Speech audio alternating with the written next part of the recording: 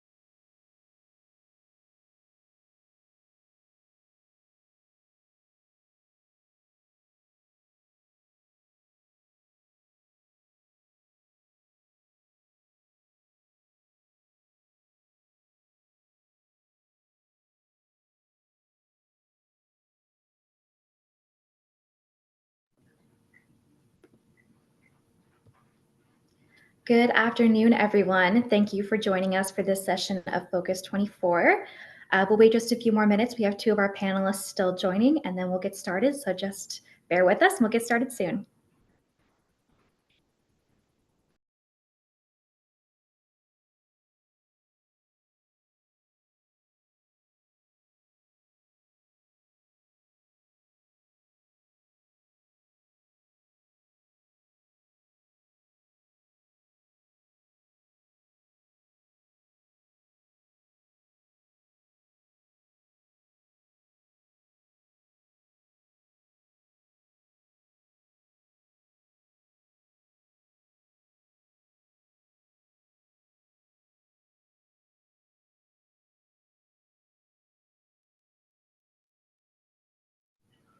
Hi, Jackie.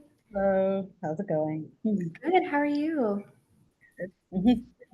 We're just waiting for Bishop Marc to finish joining, and then we'll get started. Great, thanks. So Andrew, the baby must not be so baby anymore. Yeah, great. She's 14 months. Wow. Yeah. If we want, yeah, I've got she's so cute. She's like walking Yeah. around. She's starting to say words. It's so fun. Adorable. Wow. Yeah. Thanks for asking. Sure.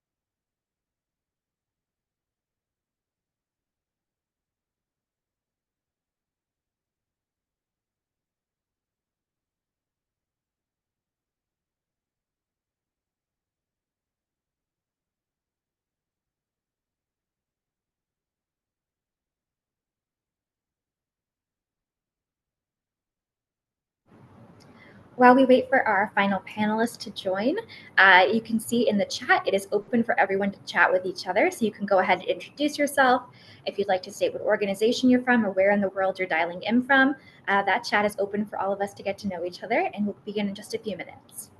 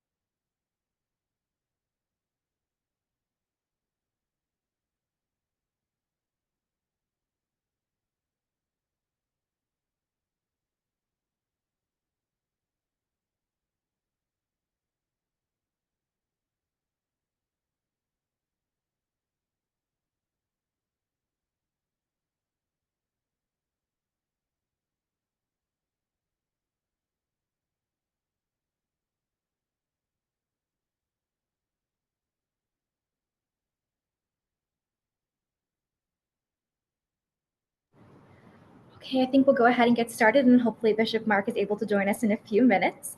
So thank you everyone for joining us for this next entry into our Focus 24 series entitled Our Common Planet, Our Common Future. My name is Emily Echevarria, and I'm the Director of Climate Action for the Parliament of the World's Religions. Today's session will focus on climate action, environmental justice, and how democracy and climate change are intertwined. Before I introduce our speakers, I have just a few general announcements. If you need to enable closed captioning, you can find captions in the settings along the bottom of your Zoom window. If you do not see show captions along the options at the bottom, click on more in the bottom right and find captions in the menu. The settings and tools along the bottom of your Zoom menu and in more are also where you'll find options to use the chat, Q&A, and other meeting options. I'd also like to share the Parliament's guidelines for event dialogue. Those guidelines include respectful dialogue, including non-proselytizing. We do not attempt to convert others or speak derogatorily about any tradition. Willingness to engage in interreligious, respectful dialogue, and openness to explore topics in a compassionate manner, including those that are potentially divisive from a variety of viewpoints. And now we'll introduce our wonderful speakers and give them a chance to give some opening remarks. And I'll start first by introducing Ms. Jackie Patterson. Jackie is the founder and executive director of the Chisholm Legacy Project, a resource hub for Black frontline climate justice leadership. The mission of the Chisholm Legacy Project is rooted in a just transition framework, serving as a vehicle to connect Black communities on the front lines of climate justice with the resources to actualize visions. Prior to the launch of the Chisholm Legacy Project, Patterson served as the senior director of the NAACP Environmental and Climate Justice Program for over a decade. During her tenure, she founded and implemented a robust portfolio, which included serving the state and local leadership whose constituencies consisted of hundreds of communities on the front lines of environmental injustice. She led a team in designing and implementing a portfolio to support political education and organizing work executed by NAACP branches, chapters, and state conferences. Patterson has dedicated her career to intersectional approaches to systems change. She holds a master's degree in social work from the University of Maryland and a master's degree in public health from Johns Hopkins University. Over to you, Jackie, for your opening remarks. All right, certainly. So yes, I will. Oh, good to see old friends and new friends in the chat. Jackie Patterson, as you said. And yeah, just in terms of opening remarks, it's really a pleasure to talk about this intersection and with this group. I am, with the work that we do, it's actually been an interesting conversation lately in particular around this intersection of the work we do with frontline communities around climate justice and the work that's a necessary precursor to actually achieve justice.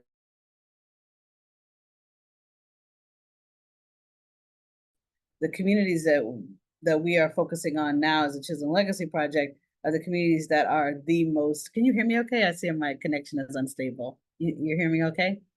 Yeah, we can hear you great. Okay, great. All right. Just signal if you lose me. So the work that we do now, we're actually doing a large kind of nationwide canvas of communities that are significant Black populations, communities that have area or household median income below the poverty level, and communities that are unincorporated in particular. So we're really seeking to work with, in particularly communities that don't have other organizations working with them. So our goal is to engage communities where, whether it's been Ford or Carter or Reagan or the Clintons or the Bushes, that they haven't really had a discernible difference in their to enfranchise communities that are chronically disenfranchised, that have been historically invisibilized by the system. And so for us, in engaging with these communities, as was stated earlier, the name of our organization is the Chisholm Legacy, named after Shirley Chisholm, the first African-American woman in Congress and the first African-American woman to run for president of the United States. And her motto was, if they don't give you a seat at the table, bring a folding chair. And we really want to be a folding chair for the communities that have not been a part of the democracy. And therefore, we don't truly have a democracy if we don't have a wide swath of our populace who are participating and actually in decision making. And so that's the work that we see. And we see this intersection of the communities that are most impacted by climate change, least responsible for climate change, also being most disenfranchised from decision-making and from democratic processes. And that's really the work that we do, is to be that bridge, to be that folding chair and for those communities. So I'll say that is my opening comments. Yeah. Thank you, Jackie. I'm so glad you're able to join us today. Me too. Our next speaker is Andrus Schwartz. Andrew leads the Center for Earth Ethics programs that bring together voices from around the world to further environmental and climate justice, such as the 2021 Faith and Food Coalition Dialogues and the 2022 Values, Culture, and Spirituality Consultation Series for the UN Decade on Ecosystem Restoration. He has nearly a decade of experience working with community leaders and government officials to create multilateral coalitions and support environmental movements. Before joining CEE, Andrew worked as interim executive director of Bend 2030, a coalition of diverse stakeholders in Bend, Oregon, co-director of the MICA Challenge USA, an advocacy group focused on ending extreme poverty, and program manager of the Climate Reality Project, founded by Al Gore to influence national and international environmental policy on climate change. Andrew earned his bachelor's degree from Pacific Lutheran University and his master's from Union Theological Seminary. While at Union, Andrew began his environmental advocacy career as a youth representative to the United Nations 2012 Rio Plus 20 conference, a major meeting in Brazil addressing climate change. An Oregon native, Andrew and his wife Emily live in Portland with their 2 daughters, and he is vice chair of the board of the Sierra Club's Oregon chapter. So I'll turn it over to you, Andrew. Hey, thanks so much. It's really nice to be here. And as you said, Jackie, with some old friends and some new ones. And I just love that folding chair analogy. And I think that's actually something I know that Shirley made. So I'm going to steal that from both you and Shirley. Because I think that's something that we've tried to do at the center through a lot of the dialogues that we've been doing of how do we, with the platforms or the abilities that we have, create space and better space, and not space just to be tokenistic, but space for meaningful dialogue and for meaningful conversations that can ladder up to the change that we need to see, whether that's at the very local level, which is some of the work I did with Bend 2030 way back in the day, or in these international spaces of making sure that there's representation. Hey, Bishop Marc. Because I think so much of the pieces where we're in, and I'll be honest, today I felt like I've come in a little with it heavier, just in terms of, I don't know about y'all, but sometimes I turn on the news and I see what's happening, and it kind of, it just, water off a duck's back. It just comes and it goes, and there's other days where it really sticks, and today's a day where it's stuck. And so I'm coming into the space with that feeling. And it's not just, that Gutierrez, Secretary General Gutierrez was talking about, warning of a climate hell, which he's done in the past and he's doing again. I think it's so important to be reminded of that. And I feel like so often in the climate movement, we are reticent to be as alarmist because we're worried about some sort of panic that we might drive, that we might shelter people away. But I also know that these are the things that we need to confront. And, I know it's somebody else made this point for me, but for whatever reason, it's okay for us to be afraid of, say, terrorists. It's okay for us to be afraid of nuclear attacks. There's certain things that are okay for us as a society to be afraid of, but for some reason, climate change isn't one of them. And I think there's an audacious boldness that we need to possess both internally and externally when talking about these things and about the impacts that they're having, as you said, Jackie, on all of us, but especially on the most vulnerable, the most marginalized, the ones who have done the least to cause these problems. And so as we bring our folding chairs with us into these spaces, how are we platforming that and then raising these very real impacts to our democratic futures and to the rights that are endowed upon us as human beings. That climate change is going to exacerbate and threaten even more. And these are rights that we're not even that good at preserving in the first place, whether that's dignity, rights of food, to water, to a healthy environment, in this country, the pursuit of life, liberty, and happiness, these things that should be able to possess and yet cannot. And so as we look at our democratic institutions going forward, the impacts that climate is having, these extreme weather events, the dissolution of trust of so many of our institutions, how then do we build this at all layers, and especially prioritizing those who are the most impacted in building resilience and adaptability and strength and knowledge in those spaces. And I think that's something that I know we at the center have been very committed to in our nearly 10-year run as an organization, and something I've been proud to be a part of in a variety of different ways. And so thank you, Emily, for creating this space and this conversation. It's really a pleasure to be here. Absolutely, and it's a pleasure to have you, Andrew. And of course, a Zoom webinar would not be complete without some Zoom technical issues that were barring our third panelist from entering. But thankfully, Bishop Marc is able to join us now. So Bishop Marc, I've just been taking a minute to introduce everyone and give them some space for some opening remarks. So I'll just quickly introduce you and then turn the floor over. The Right Reverend Marc Handley Andrus, Ph.D., is the 8th Bishop of the Episcopal Diocese of California. Raised among the hills and rivers of East Tennessee, Bishop Marc developed an early love for the beauty of God's creation and heard a call to help protect it.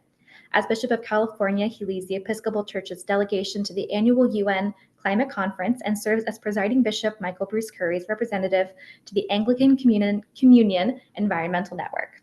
Bishop Marc's advocacy work also includes immigration reform, LGBTQ+ rights, and racial reconciliation. He's the author of the critically acclaimed book, Brothers in the Beloved Community, The Friendship of Thich Nhat Hanh and Martin Luther King Jr. He is also the co-author of Stations of the Cosmic Christ, which he wrote with the Reverend Dr. Matthew Fox, activist and theologian. Bishop Marc lives in San Francisco with his wife, Dr. Sheila Andrus. Now over to you, Bishop Marc. Thank you so much. I apologize for the whole internet. No worries. Zoom will do what Zoom will do. Indeed. Well, one suggestion was to speak to directly democracy and its relationship to the climate crisis. So I'd like to do that. My wife and I watch a lot of news, and we have a particular network that we watch a lot because I find the anchors and their guests to be the most compelling. They dive the deepest and most prepared. And yet, night after night, day after day, I am disappointed. That's one emotion, by the lack of coverage of this planetary crisis. Almost never mentioned. So in preparation for some sermons and speeches I was making in St. Louis over the weekend of Pentecost, three weekends ago, I asked an internet question. In a year, this was 2023, in the past year, what percentage of coverage, morning, daytime, and night, over the whole year, in total, did network television give to the planetary crisis, to climate change, and to environmental degradation? The number startled even me, because I watch it. That number, you can take your guess in your head, was 1%. And let me put that in minutes. The leader out of that group, I believe, was CBS, which is not the network I was referencing. That, in minutes, that was 444 minutes in the entire year. Fox, of course, was the lowest. And shockingly, even there, that was 6 minutes of coverage. We are not hearing this as news. Now, this network I listen to, that Sheila and I listen to, speaks about the threat to democracy all the time. This is a constant drumbeat. In several of the networks, they are speaking appropriately of the threat to democracy. Way back in 1994, an extraordinary scholar named Eli Sagan wrote a book called The Honey and the Hemlock. And the subtitle is Democracy and Paranoia in Ancient Athens and Modern America. And one of Dr. Sagan's points is that democracy is both not only fragile, but rare. There have only been a few democracies in the 2,000-year history since Athens, 2,500-year history, that have lasted more than, say, 60 years. It's an extraordinary kind of sobering statistic. And when we see that democracies are both rare and fragile, it would behoove us to understand that climate change and environmental degradation, and I always say both together because they're not the same thing, together are what I call the container issue. Everything I care about, the things that were in the introduction, the kind introduction, gender equality, immigration rights, LGBTQ rights, racial reconciliation, all of these things are either better or worse depending on the container, the planet in which we are. And we're not taking account of it because we're not hearing about it. So the great distress we feel about immigration, and that's distress across the political spectrum, distress at the plight of asylum seekers, and simply people fleeing conditions that are intolerable and life-threatening in their countries of origin. Or if you consider these people, as our former president considers them to be, criminals and dangerous elements trying to get their way into our country, wherever you are on that spectrum, until we understand that climate change and environmental degradation is a major driver of the instability of people making their way north from Guatemala through Mexico, we don't understand this issue. So I just want to lift that up and say that democracy is either going to have a chance to flourish and endure if we directly address the climate crisis, or it will almost surely fail, because we fail to take seriously the linkage between human stability and sustainability and the stability of the container in which we live. So thank you. Thank you. That's an amazing opening remarks, and we're so glad you're able to be here with us today so that we can hold these discussions. Thank you. So now we're going to move it into a series of questions and dialogue, and we'll also have a period at the end for questions from the audience. So I ask all of you, if you have any questions or comments that come up, you can either use the Q&A function at the bottom of your screen or just put them in the chat and we'll get to them towards the end. Okay, so my first question for the group, and you can address them in whatever order you would like, is what do you think is key for voters and for people of faith to know about climate change and climate justice this year? I know it's a big question, but whoever wants to tackle it first.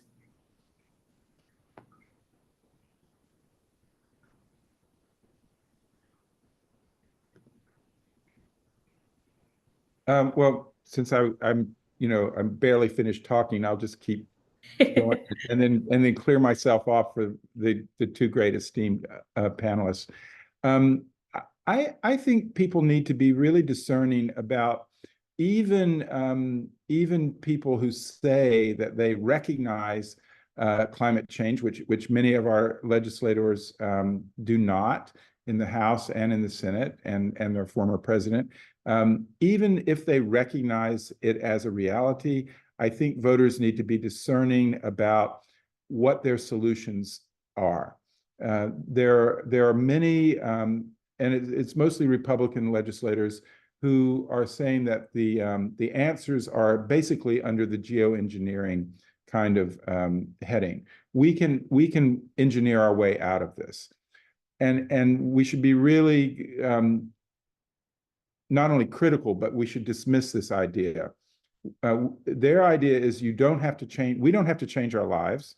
We do not have to challenge the fossil fuel companies, and we do not have to live into what COP28 ended with, which is the world must transition away from fossil fuel production and use. Not just emissions, but now transition away from the production and use. So I think voters need to look at that and understand this is, we still have 6 years for the conclusion of this most consequential decade in human history, 2020 through 2030. We can make more difference in this decade than any other decade in the past recorded history of humanity, but we must act with ambition and with clarity about what the choices are. So we cannot maintain our lifestyle as it has been, and we cannot allow the fossil fuel production to continue unabated.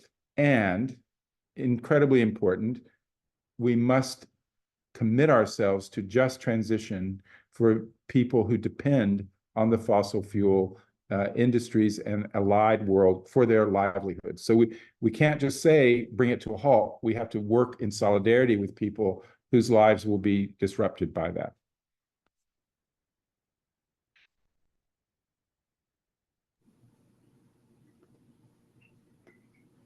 Yeah, absolutely. Thank you. I think it's so important, that fact about fossil fuels, not just that we need to figure out a way to deal with the emissions, but also that we need to just stop altogether with the production and use of fossil fuels is such an important shift in messaging that we saw coming out of the COP, but not necessarily translating into other forms of messaging coming from politicians in the news and things of that nature. Andrew or Jackie, would you like a chance to tackle that question? Sure, I'll jump in for a couple minutes and just say that that the ways that we need to shift, in addition to, of course, just eliminating fossil fuels altogether and ensuring that we recognize that the bold actions that are needed, that we do need bold actions. We know that we are all the statistics about where we are in terms of the heating planet, and it's only going to increase if we don't make a hard turn. But we also recognize that there's certain ways that we have to evaluate how we're living, to biomimicry in terms of following the patterns of the ecosystem. It really demonstrates to us how we can live, and we can all thrive. Like that, there's this one guy said that it's not like we have to drink warm beer and take cold showers. Like there's some things that we have to do differently, but it doesn't, but there's abundance. The earth, the regenerative nature of the earth is abundant.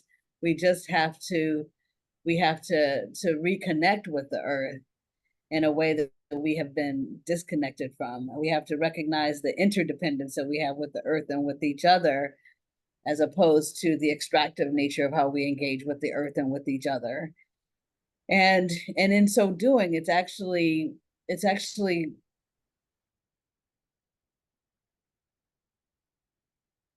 living into the abundance of relationships with each other and with the earth. And so I would really encourage us to think that way. I saw things as kind of heartbreaking as COVID was. I also saw beauty out of that in terms of the rise of mutual aid, in terms of the recognition of our interdependence. And it really started to model the way we could really be together if we lean into it. Unfortunately, I'm finding myself quoting Winston Churchill, who said that we can always count on Americans to do the right thing once they've exhausted all other possibilities.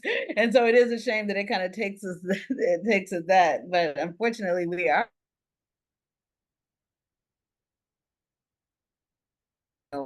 one path that we can take. It's not this geoengineering, as the bishop said. It's about actually, again, being in harmony with the earth and with each other. So that's what I would say as we think of yeah. Mm-hmm. Yeah, thank you, Jackie. It's amazing. Yeah, well, a couple thoughts, and it's funny, Jackie. I was reading earlier today. I really love Wendell Berry, and I was reading an excerpt of his, and he had this. You said abundance, and it clicked for me. And he says here from this book that the idea was that when faced with abundance, and he's talking about the American condition, one should consume abundantly. An idea that has survived to become the basis of our present economy. He follows up and he says, is neither natural nor civilized, and even from a practical point of view, it is to the last degree brutalizing and stupid.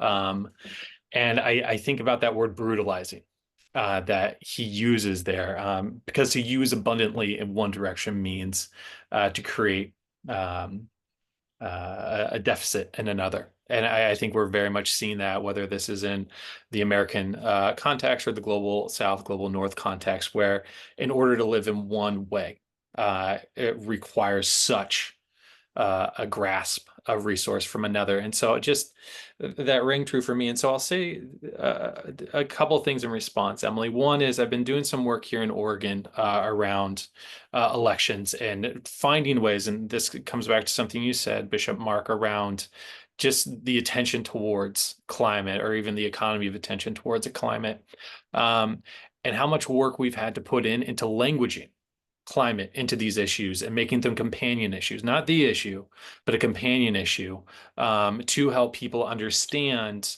the amplifying nature that climate has on any of these conditions. What did you say? Better, Bishop Marc, better or worse given the container of the planet. And I think that's such a cogent way to say it. And I think that's part of the work right now, is whether this is at a hyperlocal, which is some of the work I've been doing here in Portland, or a state or a national, of making that connection, and even voicing it. Because if you're only getting 1% of airtime on the news to climate issues, then the messaging vehicles have to come elsewhere, or from other places. And so I think that's critical, is just in how we're messaging and helping people understand. Because if climate isn't going to be the issue, though it should be, and I'm sure many of our opinions, it has to be a issue, and helping people understand the implications that it has, both for the present now and the future then. Because this is such an important decade, but it's also, we well know that 2031 is going to show up on that calendar. And what then, and how do we do that then, both in our present to try to get there, and then our future casting around what democracy should and can be, and how do we preserve it through the onslaught that it has survived, through COVID, through the tenure of the former president, and now into this most meaningful election. And so I think, as I think about voting, as I think about climate voting, it's really understanding these implications. And I think as faith communities, there's such a clear call to be vocal where others are not. How are we being prophetic within our own traditions? And what does prophetic mean within our own traditions? I know that changes across tradition, and there's a proud prophetic tradition within a lot of the Abrahamics. But, as you look at each, and it was prophetic is very particular to the Abrahamic language, is what I should say. But I think there is a call upon leaders, these moral leaders, these people who are in communities, who are sought after for their advice when things get hard. And I know so many of my colleagues, I'm sure this is true for you as well, Bishop Marc, who have gone into the ministry of the number of outreach they have because of climate. And I think there's part of the role then of climate leaders is to understand your own position, understand what you can be advocating for, and helping to assuage some of these concerns through the ballot box. And so I think that there's just this multi-tiered approach, both in terms of how we help people understand what we're doing in our own communities and capacities. And then this is, to your point, Jackie, of how then do those things have implications internally? It's very easy to externalize solutions, but then how do we live them, both in our own places, in our own ways, and with our own people? And so I think there's just, there's so much more to say, but I'll leave it there. Yeah, coming off of what you've said, Andrew, and I think Jackie mentioned this as well, the term bold action and taking action. My question next is, what actions or action do you think is the most effective or most meaningful for the everyday person to take this year in an election year in terms of climate justice and climate action?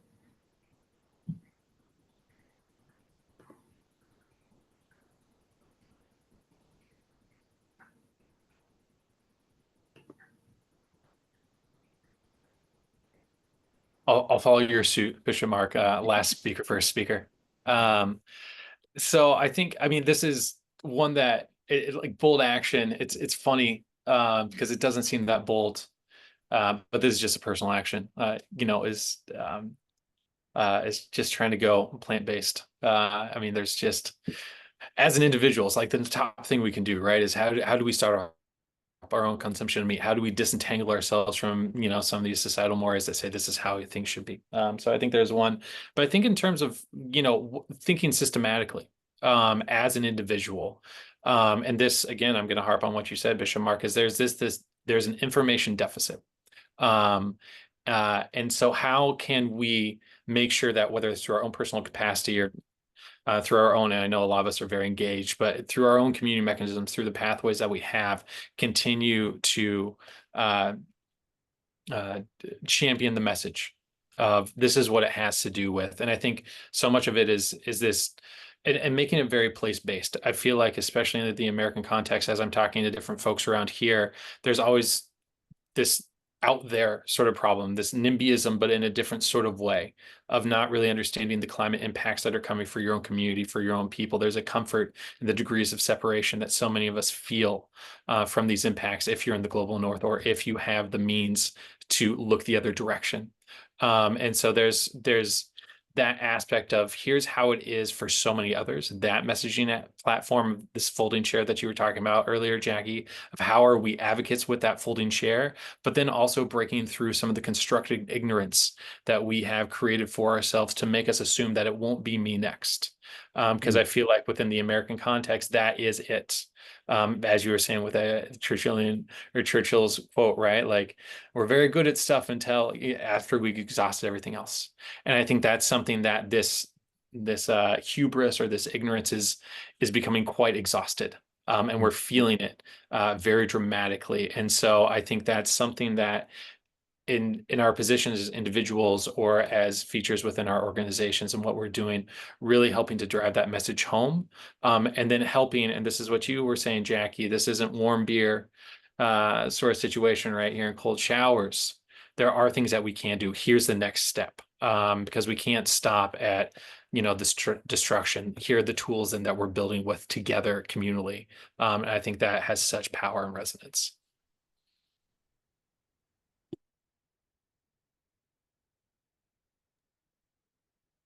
Yeah, so I would pick in the middle again.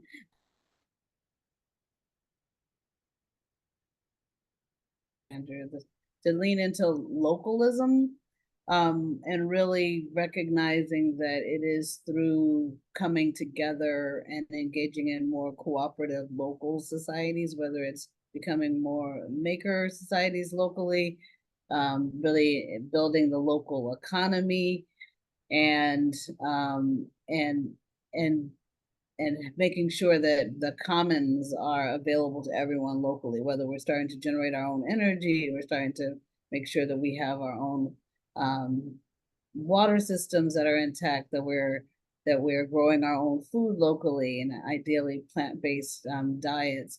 So, but all of that, the more that we engage in localism, the more we come together and recognize our interdependence, the more we live closer to the land, and the more that we actually have a truer democracy, because we're all participants.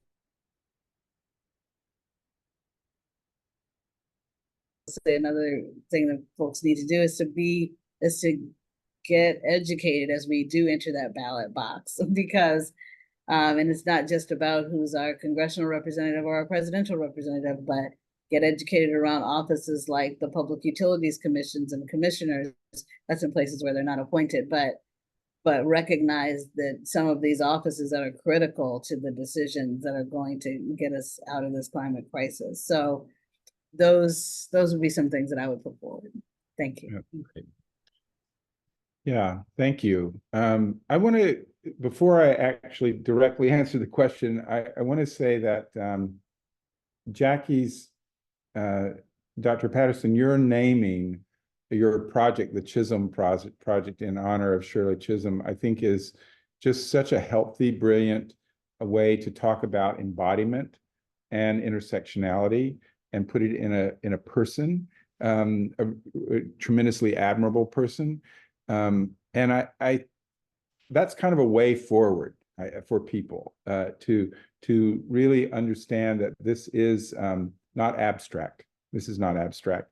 And these issues come together in lives, not only individual lives, but like hers, but also in ecosystems that are real. These are real webs of life. And so I want to appreciate that. It really is meaningful.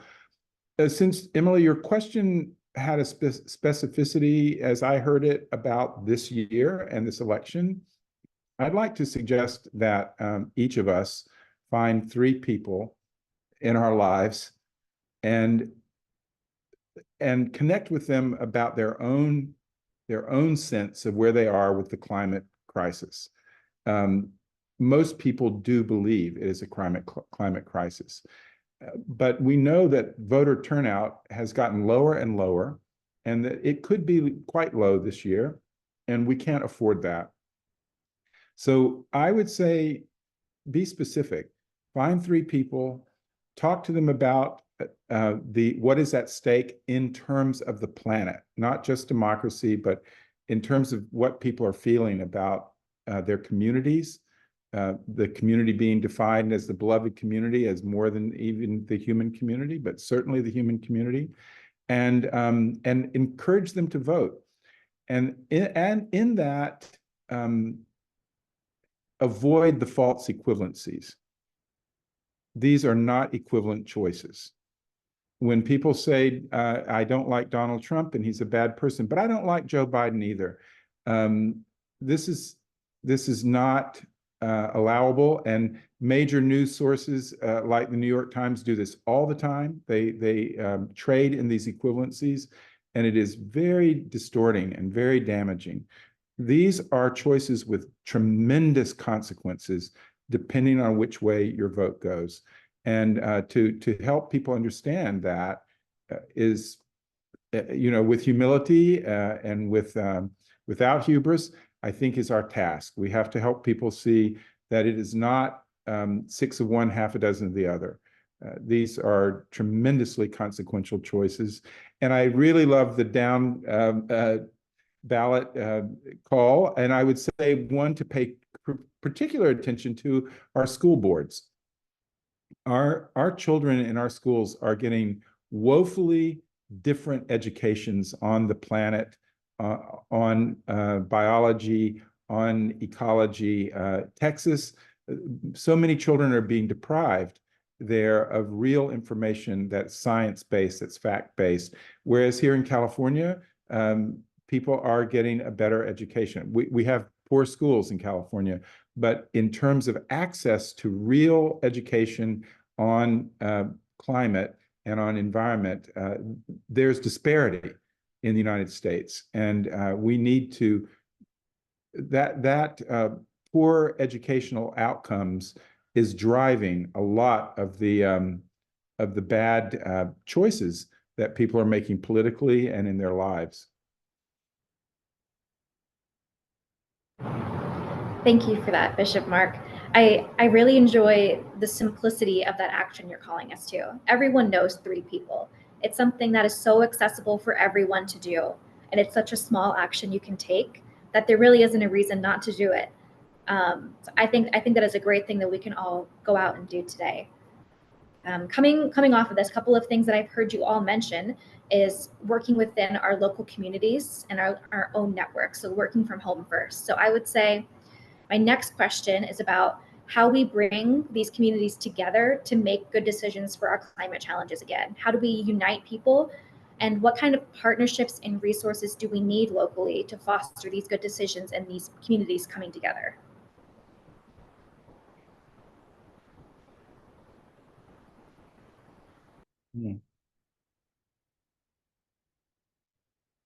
Garden together. I think, shared activity, and Jackie called this out earlier, but I do think it makes a big difference. And particularly that activity of growing vegetables, fruits, herbs, flowers together. There's a lot of peacemaking that goes on simply by that activity together. My wife and I just recently moved. I'm retiring from California, and we've moved to a mountain town in Virginia, and they have a community garden that is unlike any that I've known. Instead of having your own plot in which you grow your vegetables and fruits and flowers and for yourself, you grow together for the food insecure. And the food goes to them, and then you get the surplus. Anybody that's putting in the work for the garden if there's surplus, you get that. But I haven't, had the opportunity to participate yet, but I'm so inspired by that idea. And I think that coming together, to really come together instead of my individual plot, which is just such an American way to do things, will make a difference. So I think common work, especially grounded work, will help bring us back together. I think that's a beautiful example. What a unique community garden. And I hope that example catches on. And also, I think we might be new neighbors in a sense. I also just moved to Virginia, so we're sharing a new state together. Where are you in Virginia? I'm in Williamsburg. A little east of us, but wonderful. Yes. Andrew or Jackie, would you like to tackle the question next? But wait, Emily, why did you move to Virginia? I moved to Virginia because I'm getting my Ph.D. in marine science at the College of William and Mary. Wonderful. Thank you. Doctor in our midst. Or soon to be doctor, excuse me. I think I want to build off of the localism piece that you said. One thing that I've been engaging here is in Portland is we've been doing it in resonant with what you said as well, Bishop Marc, of this sense of like going literally neighborhood to neighborhood. And I mean, getting as local as you can. What's going on in your neighborhood? What do you want to see better? What do you want to see different? And it's a listening tour, right? But that beneath of which is really community organizing, and it's hearing and getting people to authentically buy in to an idea because they've already put into it. And I think that's one thing that has been a way that we've been getting people to understand issues both at a very local level. It's going back and doing listening and learning so you can construct policy, but then also coming and saying like, here's what's actually going, here are ways that you can buy into. And I think it's a way to create community. And it's not, you're meeting at a bar or a local food truck pod, a place where you're already going, but you're going with a different sense of purpose. You're meeting different people, you're seeing different things. And I think that's something that faith communities for such a long time have done. They've been a connective tissue for community where people of different walks are coming. And I think that's something that, as we see church attendance in the States decline, you're seeing less of the church being in the center of that. I also see this real opportunity for churches then to show up into these spaces that are organically creating. How do we help invest in something that the community is calling for? And I think there is something that it really gives a charge of life of both. How do we host these in the spaces that we have?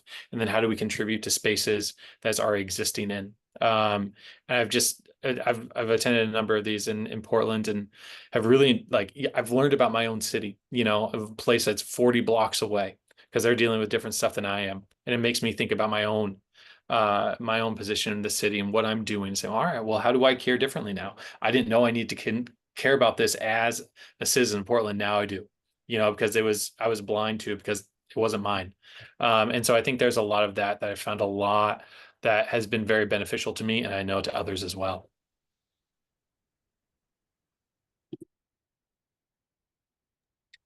Yes. Yeah. So what I was describing before, effort, and one of the things that we're doing in addition to working with those communities on visioning, developing strategies and action plans, building on their assets and whatever they need to really build local self-determination, we're also then connecting communities to each other. And so communities connecting to each other, both in terms of in struggle, like there might be communities that are connected because they're all sharing being on the pathway to a pipeline that's being proposed that they need to fight about, but also connecting communities together in positive ways. Like, so communities that are all developing local food projects, for example, that are coming together to exchange ideas, to exchange seeds, to exchange all the ways that we build kind of community even outside of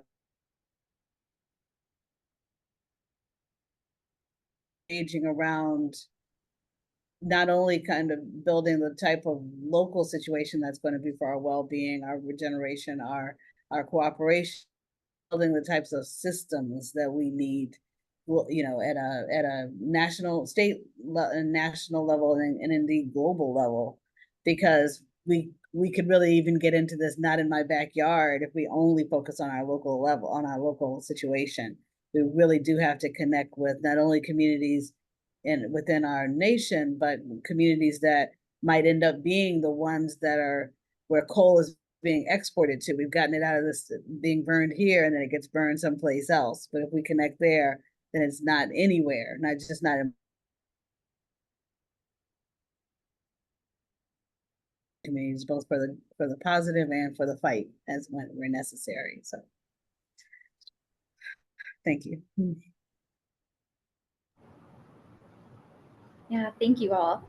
Now that we've talked about how to bring our local communities into this conversation, my next question is about how we start to bring other people into that table. So how do we start to bring our local businesses and the for-profit sector, our NGOs and government officials back into these conversations to show what's happening in our local communities, sort of working from the grassroots up? How do we involve those sectors in that way?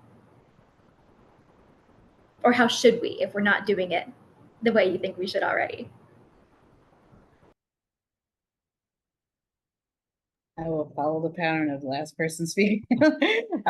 So one thing that we're doing, actually, we work with, interestingly enough, Microsoft. Their procurement department wanted to procure from local communities in terms of the energy. Some of those data centers use more power than some small nations. And so they really are drawing a lot of power, and, you know, largely from fossil fuel sources. And so there was a real visionary in the procurement department who said, you know, how about if we actually work with communities to actually procure clean energy? And so we work with them, put together a group of local communities to advise them on how to design the system and implement the system. The group called itself Power Force, and so, but it was all frontline communities, and so that was an example of a place where we then orchestrated it in a way that then this corporation was being led by and being held accountable by the local frontline communities. And so that's, I guess, an example of what we'd like to see kind of happen at scale. Yeah. Mm-hmm. Yeah, what a beautiful example.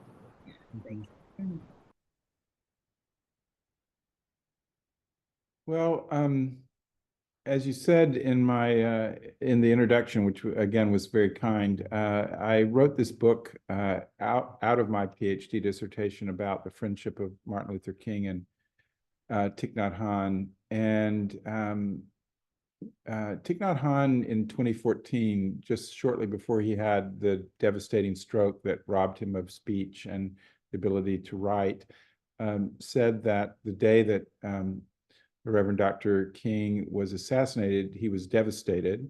He could not eat, he could not sleep. And he took a deep vow, he said, to continue what Martin called the beloved community. And in 2014, when he made this statement, he said, I believe I have kept this vow to this day. And so one of my questions that guided my research was, what did he mean by having kept this vow? You know, so he was a great activist in so many ways. He advocated for gender equality. He influenced the United Nations to start its first work internationally on environment. He worked for the end of the Vietnam War, on and on. But when he returned to Vietnam in 2018, Time magazine's headline was, "The monk who taught the world mindfulness is going home." And I think that probably if I had had the chance to ask him, I did meet him in Vietnam in 2019, but he couldn't speak. But if he could have answered that question, I think he might have said the ability to touch the ultimate for any person, anywhere, at any time, is the transformative power that everybody has.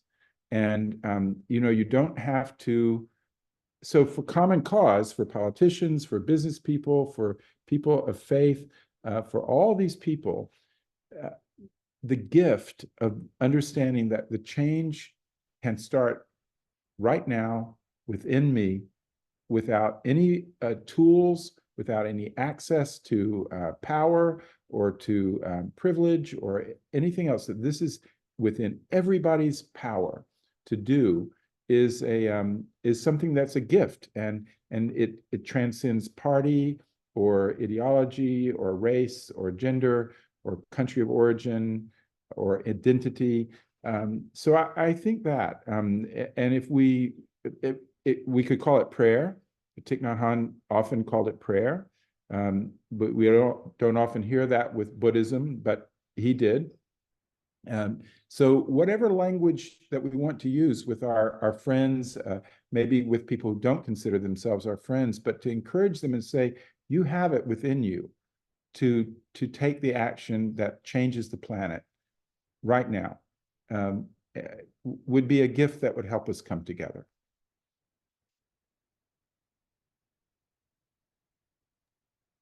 So I'll use the example from a coalition that you're part of, Emily. It's the work that we did through the Faith and Food Coalition that then kind of informed the work that I did with the UN Decade on Ecosystem Restoration. It was basically creating space for a different kind of conversation. And for those of you who don't know, during, forget what year, 2020, 2021, Secretary General did the Food System Summit, and a group of us faith-based organizations formed a coalition to influence those in some ways. And the way that we influenced it was by creating a big multilateral community space where we brought in faith and local UN agencies, state level folks, some finance, just anyone that we could think of. Under the auspice of, we want to talk about the moral or ethical dimensions of this. We want to talk about the human aspect of this. And I think the thing that I was surprised by, consistently surprised by, was that the people from the NGOs or from the state level who were there never actually wanted to talk about the thing I wanted them to talk about. They wanted to talk about why they were there. They wanted to talk about what motivated them. They wanted to talk about the things that they were the most proud of. And I think as we enter these very technical, bureaucratic spaces, we're asked to remove a part of our humanity in order to engage them mechanically.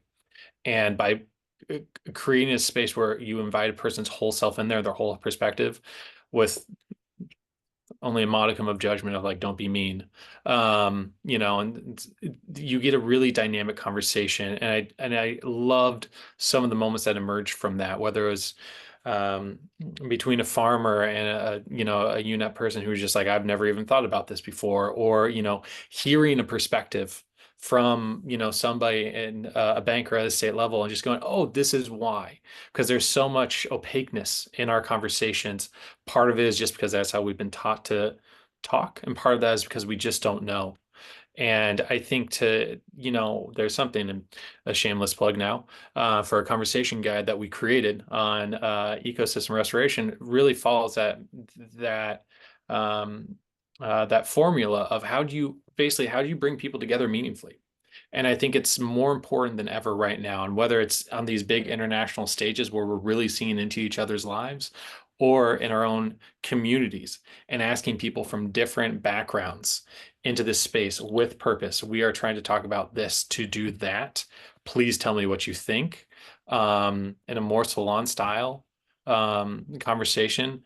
For me, it was so efficacious, both in terms of like helping me understand where something else is, and then also really getting others to understand one another, listening, actively listening to learn rather than to respond. And so I think there's something that, each of us can do in our own ways, whether, Jackie, what you're doing, right, with Microsoft, it's incredible. Here, listen, but with purpose. And I think there's an agreement that has to go in between the people who are engaged, right? Like, we're here actually to do a thing, to actually learn, to actually respond.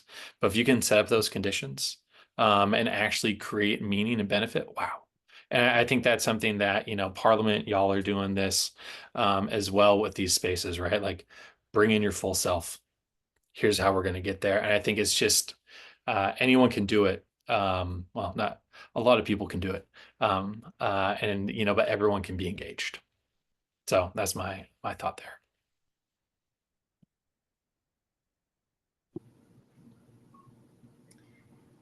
Yeah, so I want to touch on that project that we're doing to create those spaces right now. So the theme of our 2023 Parliament convening last year was defending freedom and human rights. So I want to touch on freedom and human rights and how that intersects with climate change. So human rights, climate change, and democracy. Zooming out big picture, why do we talk about these three things in conjunction? Why is it important to talk about these three things? And another layer to that, why is faith important to those spaces? So kind of big picture question here, why are we even having this conversation? Why does it matter?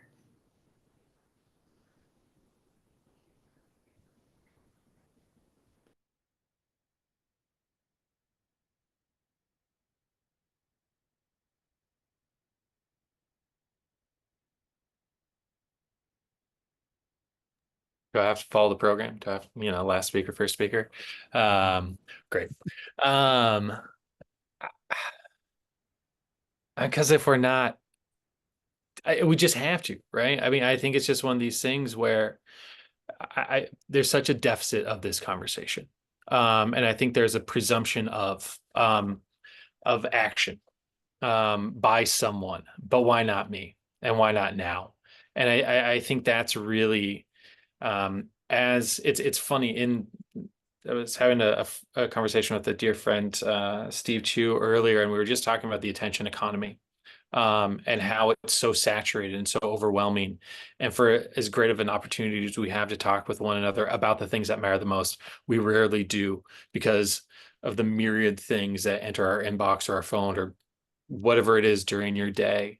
And I think spaces like this are an opportunity to step into an intentionality, to pay very close attention to what's at hand and to what other people are saying about it, so that as you step out of this space, you can carry that on with you.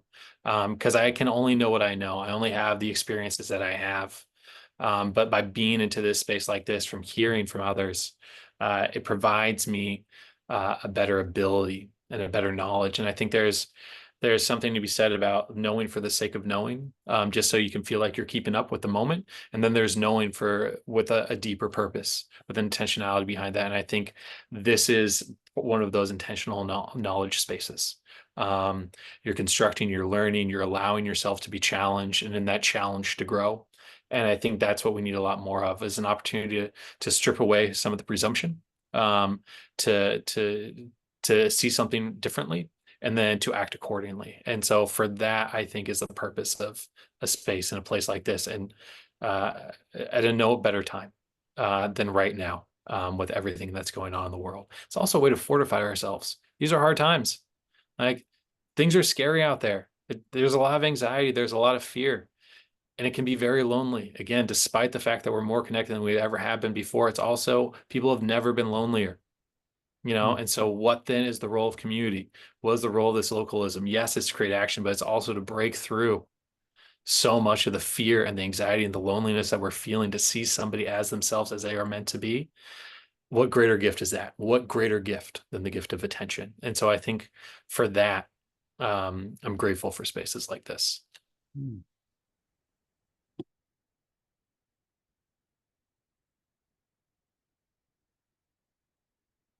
Well, I note that in the chat, the great Kusamita has asked a question about truth and reality and evidence-based, and how do we do that? And so, since Emily, you've asked this question about human rights, freedom, and truth, I'll kind of zero in on that.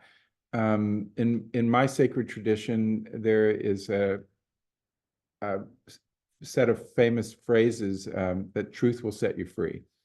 And it's what kind of truth we're talking about and what kind of freedom we're talking about are, I don't want to distort those and make them something that was not meant in those originating sacred texts.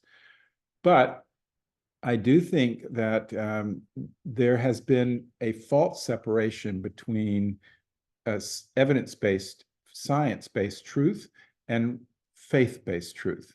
And it was necessary at a certain time to free science to be able to do something that was needed. It was hobbled by being owned by religious authority. I think that time has passed. And now we have another kind of falseness, which is that science needs to be so divorced from sentiment and feeling and commitment and faith and belief that it becomes very abstracted. And as such, it is available. Science becomes available for the worst impulses of humanity, and we've seen that. The greatest use of science and the most profitable use is for military ends. And the greatest innovations are often for military ends. I work, as Emily said, presiding Bishop Curry and the Episcopal Church with our delegation in the UN Climate Summits, the COPs.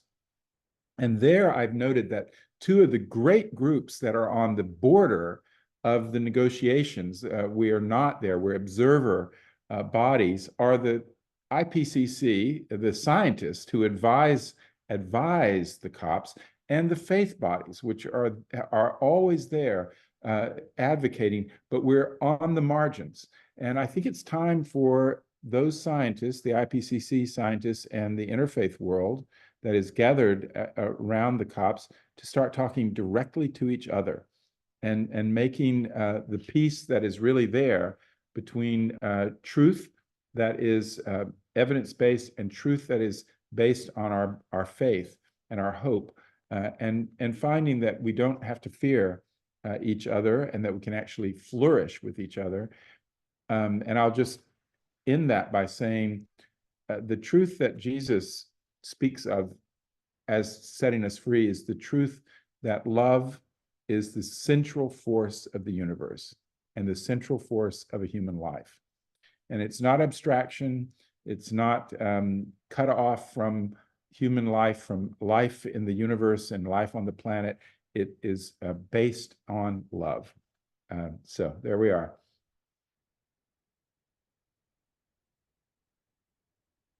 Yeah, so I feel like my comments would take us back, and I feel like that's a good place to end.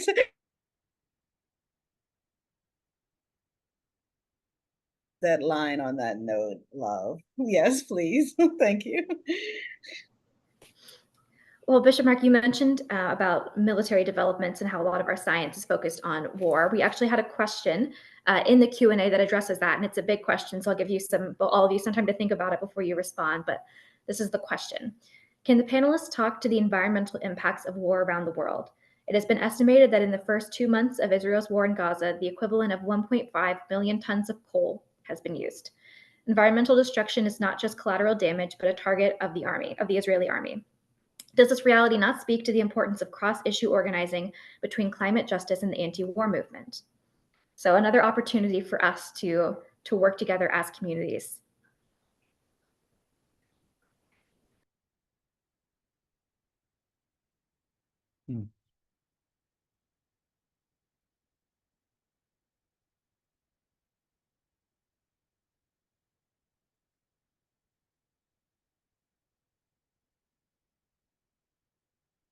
Well, Jackie, I'd like to invite you to speak to that, because I appreciate what you just said. I want to end with love too, but I also want to hear your wisdom. Thank you. I'm reading over the question again and trying to just really absorb it. I think yes, but I will weigh in. Maybe Andrew has something more about it. Yes.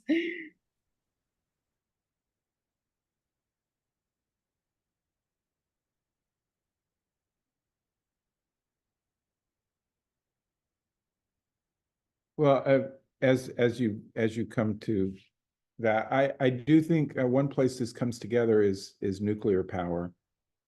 And there's a lot of argument right now that we've got to accept clean nuclear power if we're going to meet the climate goals.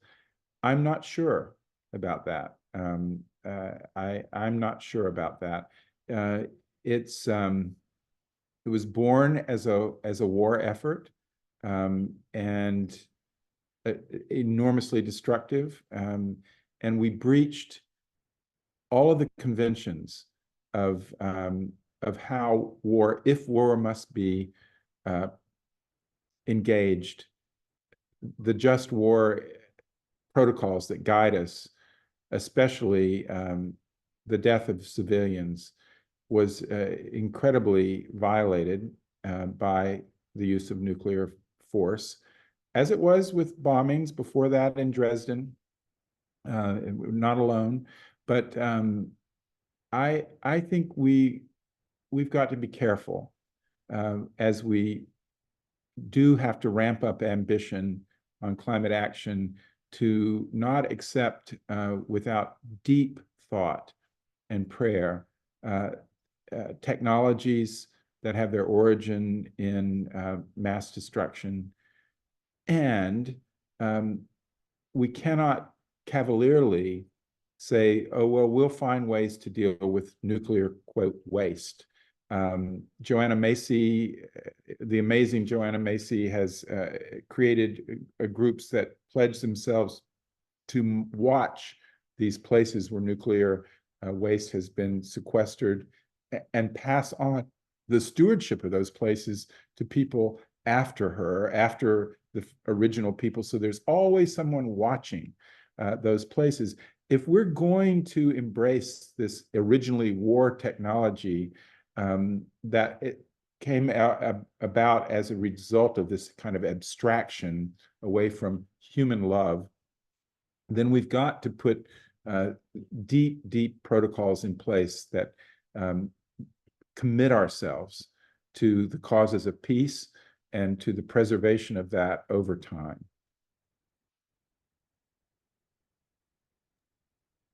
It's not to say we can't do it. It's to say we must be cautious about it.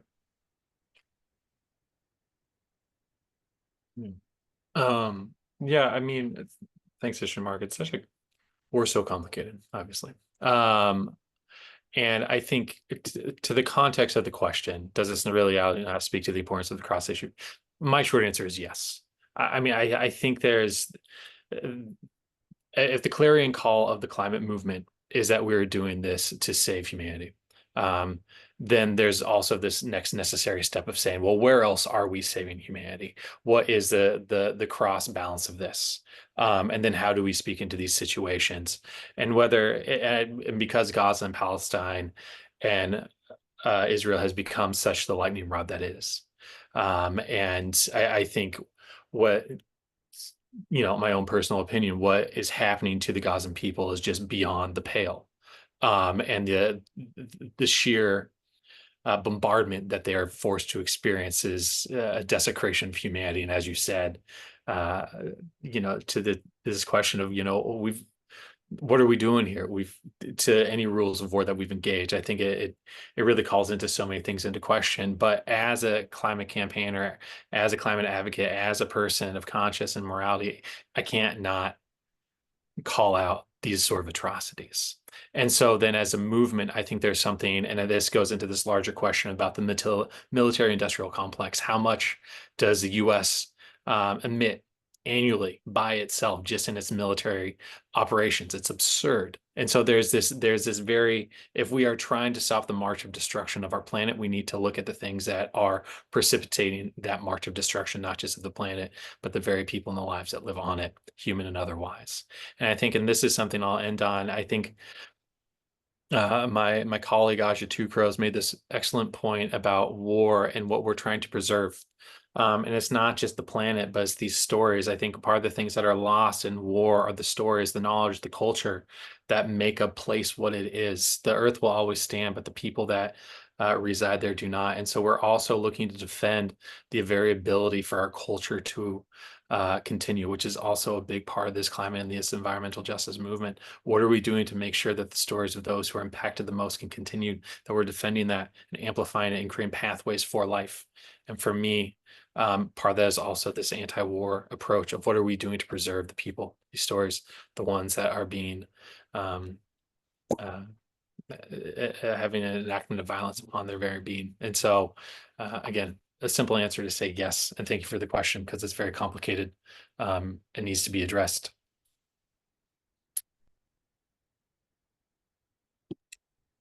Yeah, I do think that the direct, besides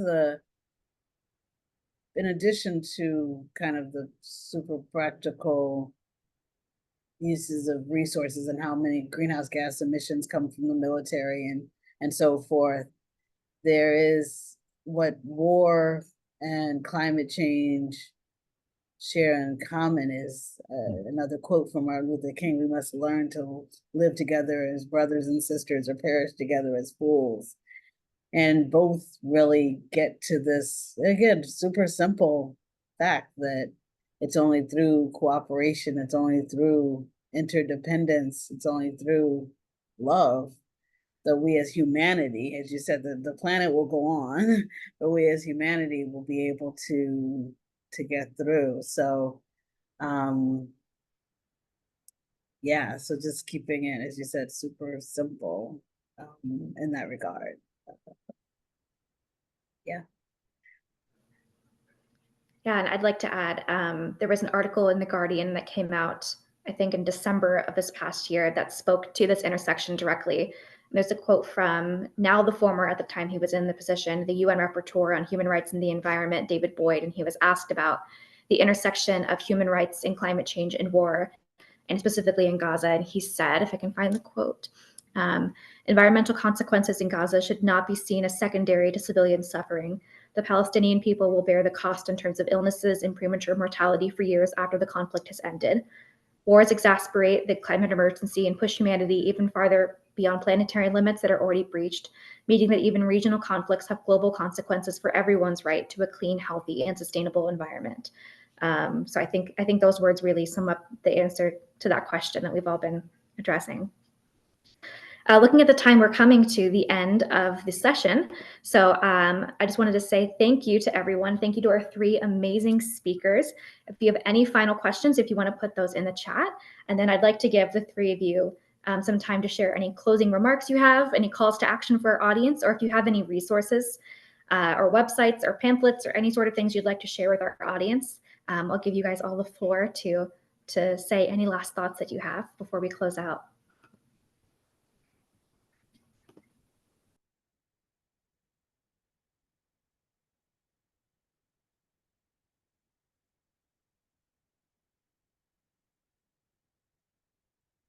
Well, I'd like to say thank you to the Parliament.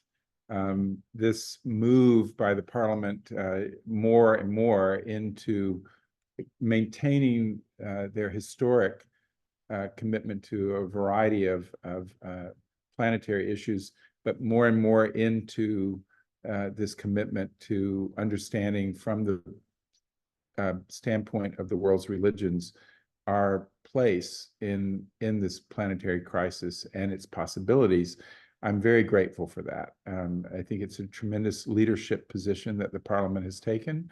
And I know that it's a sustained stance that they're taking, and I just think it's going to reap so many good things for all of us. I will a plug. I produced with Kushwant Singh and some other people. Kusamita helped as well. A series of interfaith prayer cards or meditation cards for last year's COP on the values of the world's religions by religion and how they affect our climate action. And I can make those available. They're very beautifully produced graphically. They're available digitally. And we will be using them at COP29 in Baku with some new additions to them.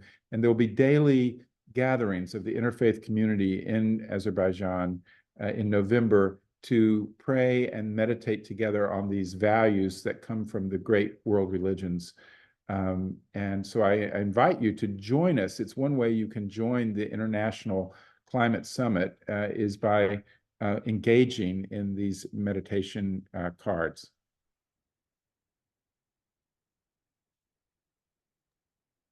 I'll go in the middle and echo the sentiment of thanks to you, Emily, and to the Parliament. And if you're lucky, you'll hear my 14-month-old in the background. She just woke up from a nap. She's very upset about it. Her name is Sage. She's a delight. Just putting it into the chat here, that conversation guide I mentioned earlier, very proud to have produced this with the United Religions initiative. And yeah, just thanks, Emily. Thanks for creating space. Thank you for asking questions that are worth asking. Even if we don't get the answers, I think the exercise of the question is enough. And for that, I'm grateful to you and my fellow panelists, and to those who spent the time with us today. Your comments and questions are just so appreciated. So thanks from me from here in sunny Portland. Thank you. So yeah, also my thanks to Emily, to the Parliament of World Religions. It's always so wonderful to be in this space.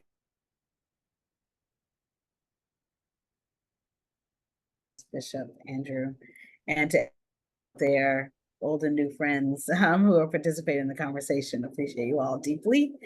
And yeah, I think the one resource that I would recommend is a paper we wrote from adversity to advancement.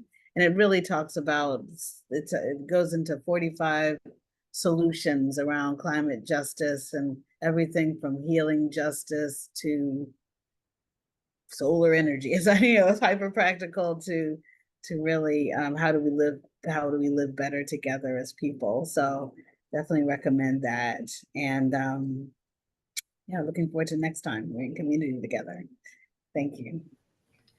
Yeah, it's such a massive thank you to the three of you for being here today. I feel like I've learned so much just from listening to you in the past hour and a half. So we're just so grateful that you are here. And it's been such a pleasure to have our audience here as well. Thank you again for joining us. And a reminder to keep your eyes out for our future FOCUS24 programming that is to be announced.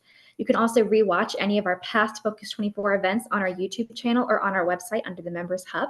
So these are always available for you to go back and watch. You can rewatch the questions, and if any more come up, you can always send them over to us or to any of our panelists.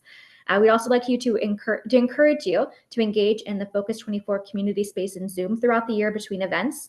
So after this meeting ends, you can find the community space in your Zoom by going to Team Chat along the top of the Zoom app window, and then channels along the side menu. It's a space for open forum throughout the year, so you can respond to conversation prompts, share resources, and network. And you can head there right after this event to introduce yourself. So that is open throughout the year for all of us to network and share resources with each other. And we also invite you to check out our newly posted 2023 annual report on our website to check out our year of progress and see how you can become involved in the Parliament in the year to come. And then finally, if you are not already a Parliament member, you can become a member today and support the Parliament's work and enjoy access to digital archives, a global network, exclusive events, and Parliament event discounts at parliamentofreligions.org/membership. So once again, thank you to all of our wonderful speakers, and thank you to our audience for being here today. We're so appreciative of all of you.